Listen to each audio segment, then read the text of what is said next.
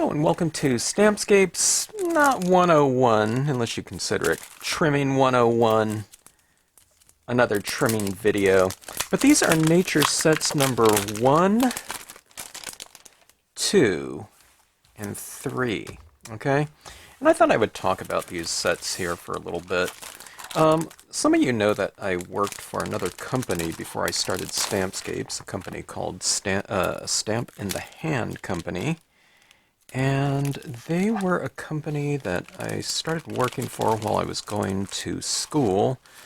I was an art student at Long Beach State, and just one day I went to the Career Center. At the Career Center there was this a job board, and different businesses could put up like a little 3x5 card with a description of their job opening, and one of them just happened to be a stamp in the hand, and it said something like, I don't know, a rubber stamp company looking for help, I think, with maybe production or something like that, maybe general production help, I think it might have said, and it said must be neat and creative and neat, or neat and something, okay. Maybe creative was in there, I'm not sure. But I thought that the company was a business rubber stamp company, you know. And this is back in 1987, so there weren't a lot of, you know, manufacturers out there. I'm talking about nationwide. There were certainly manufacturers of rubber stamps. You know, it was I mean, it still is. It's a niche hobby, but back then we're talking about, you know, a hobby that barely anyone relatively, you know, knew about in terms of hobbies, okay? It wasn't until maybe like the late 90s with Stampin' Up! Where you can tell someone that didn't know about rubber stamps what you did, and they'd kind of have an idea of what you were talking about because they would know someone that knew someone that rubber stamped, okay? But you always had to explain, these are hobby stamps, you know, they might think, okay, you're making stamps that say paid, and, you know, I don't know, what were the typical rubber stamps? Paid, deposited, whatever. Or maybe custom rubber stamps with your address on it or something like that. Return address stamps. That type of thing. Okay, but anyways, I went to work for a Stamp in the Hand. I got hired there, and they showed me what they did with their rubber stamps, and my old boss, Kathy Okamoto, she stamped me out what her demonstration typically was, and that was making this little tag. This is what she would do at all the different shows, and it was like a little, you know, business card size glossy tag, and she colored a rubber stamp.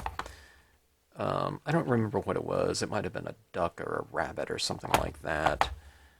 Colored up, stamped it on that little tag, and then she had some like a little cloud, and she put stamped some clouds around it. I think she had a heart punch, which is like a hole punch, and punched a couple little hearts in the tag, and might have taken a little calligraphy pen and said, you know, wrote something on it, maybe my name or something like that in calligraphy. And that was the tag, and I was thinking, oh, that's, you know, kind of interesting. I thought it was odd in terms of a hobby. You know, I just didn't know people did that. Now, a lot of people weren't making tags, they were making cards back then, or they were stamping envelopes at the time. You know, mail art was really big. Okay, so fast forward. I did mostly production there, making stamps. Let's see. I don't remember what exactly I did. I don't know if I was cutting rubber like this or whatnot, but it was just general production work, whatever they needed around the office.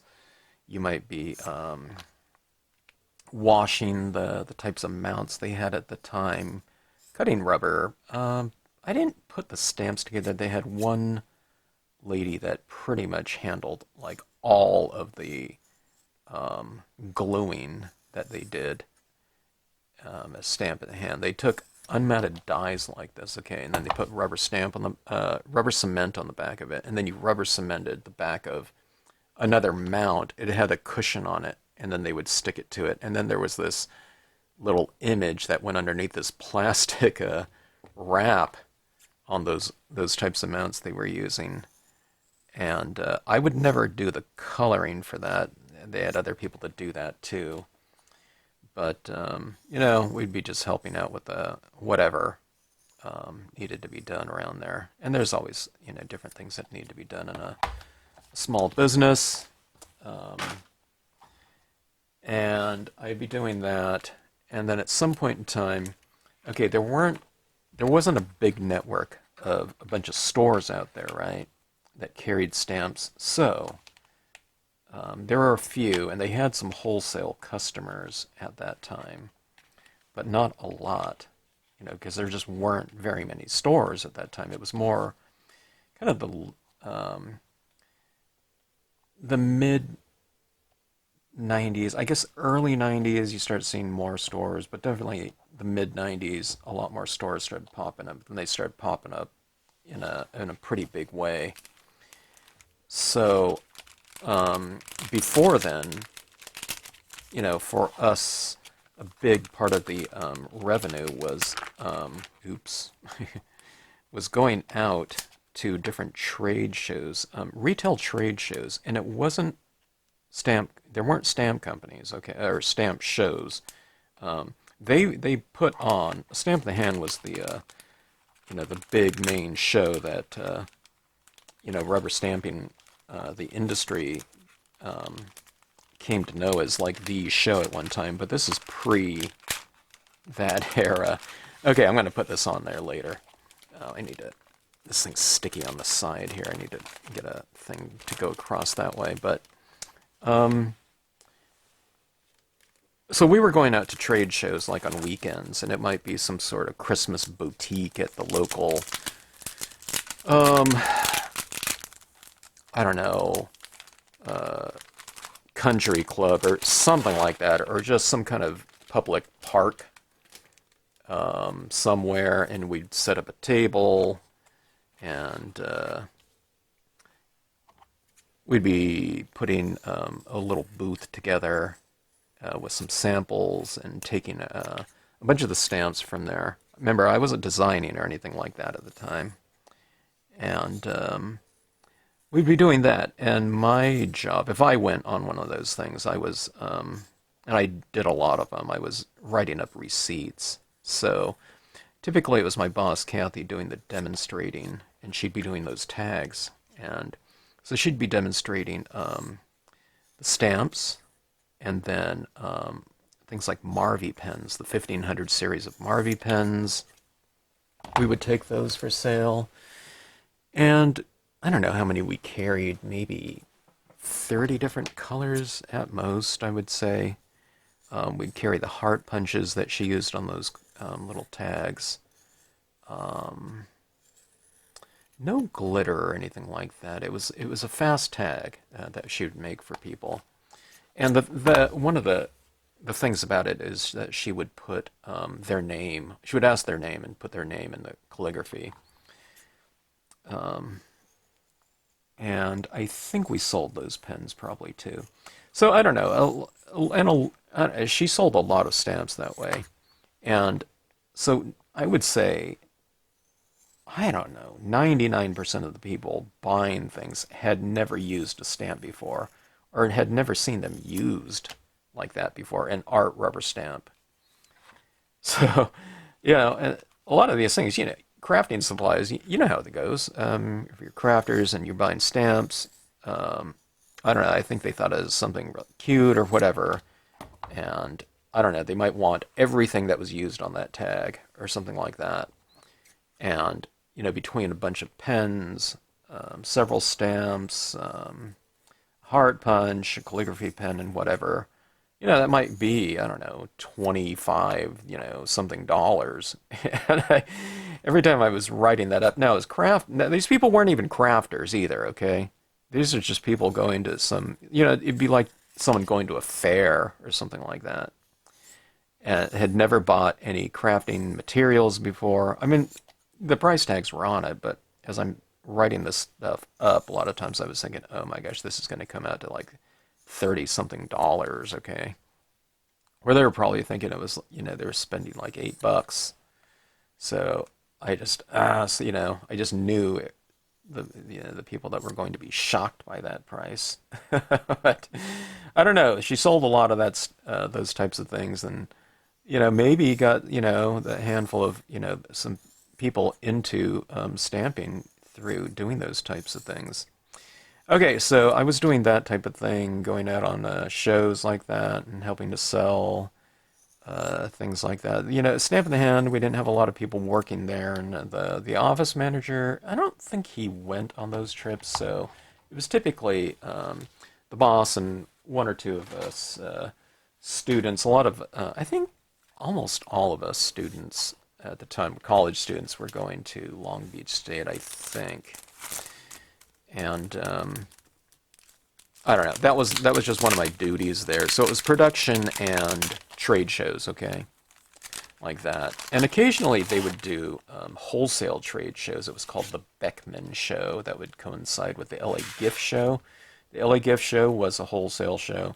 So the people that were buying stamps from the Stamp in the Hand too, they weren't stamp stores. They were gift stores that carried stamps.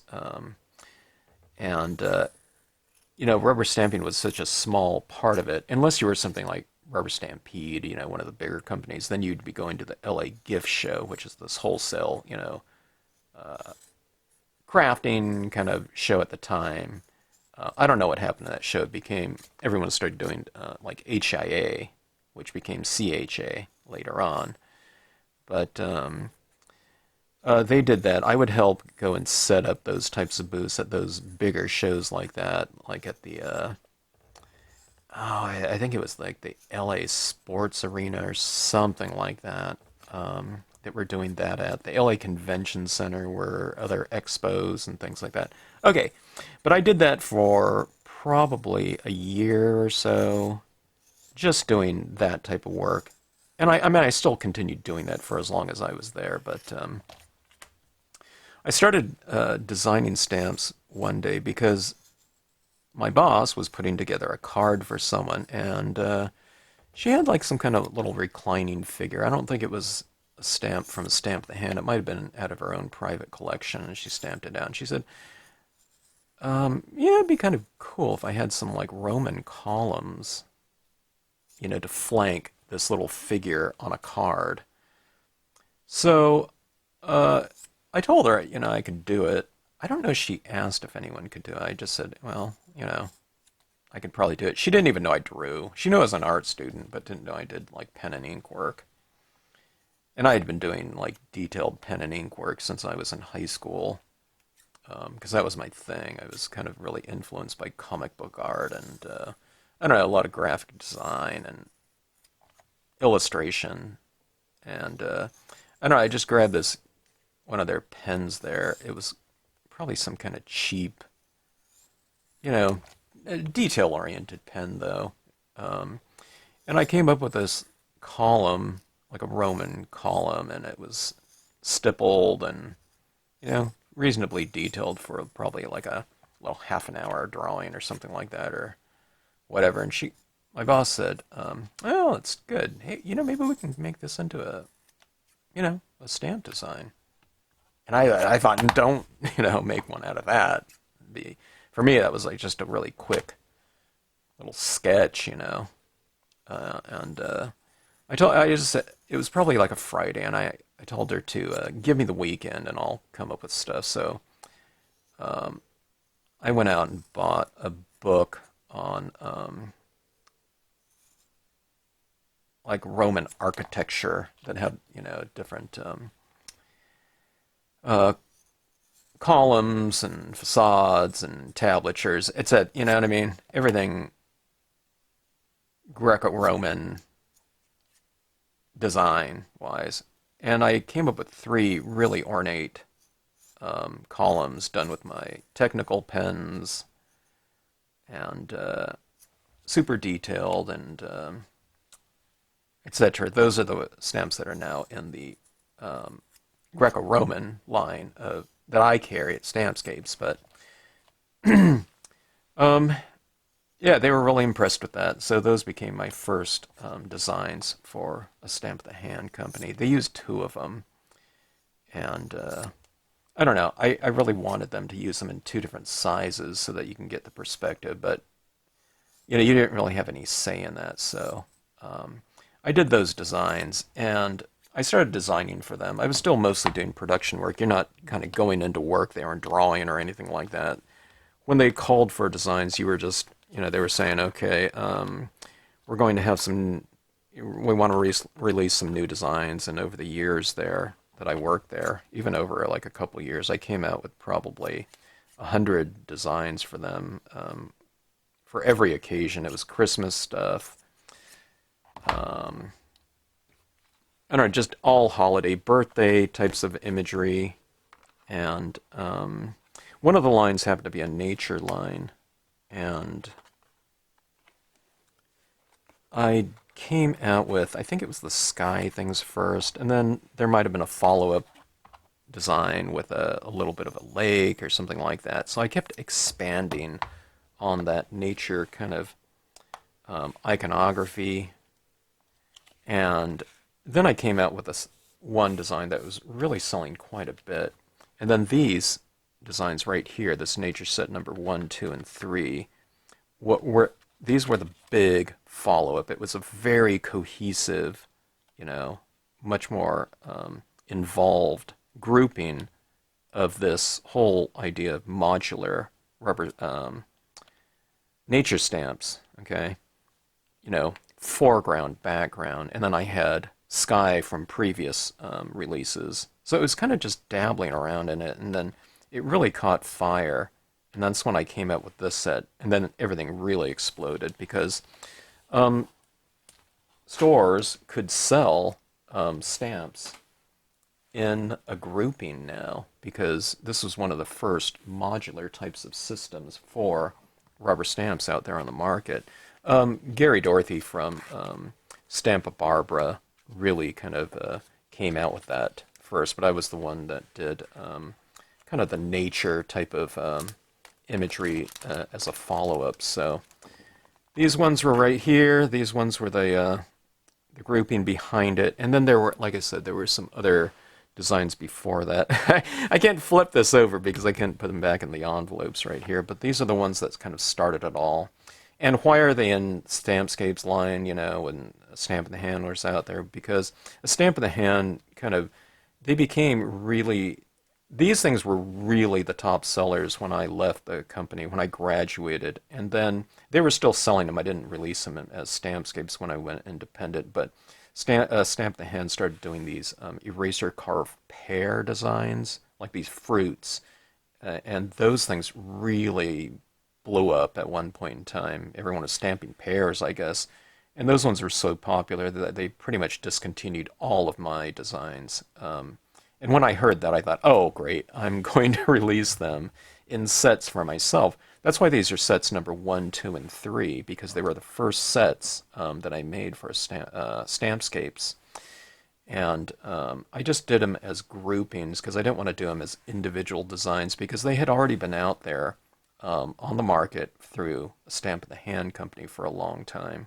So I just released them in these groupings right here with the waterfalls, different mountains, different trees. One of them's based around the curvilinear road, one's around the country stream, and so forth. So I kind of put them in a little bit of a system here that included trees, foreground, smaller sizes for imagery to look farther back in the distance. So I was able to really utilize these stamps in a way that I had really envisioned for them. Because like I said, you know, when you're working for another company, you can't really say, okay, I want these in 2 different sizes when you release it.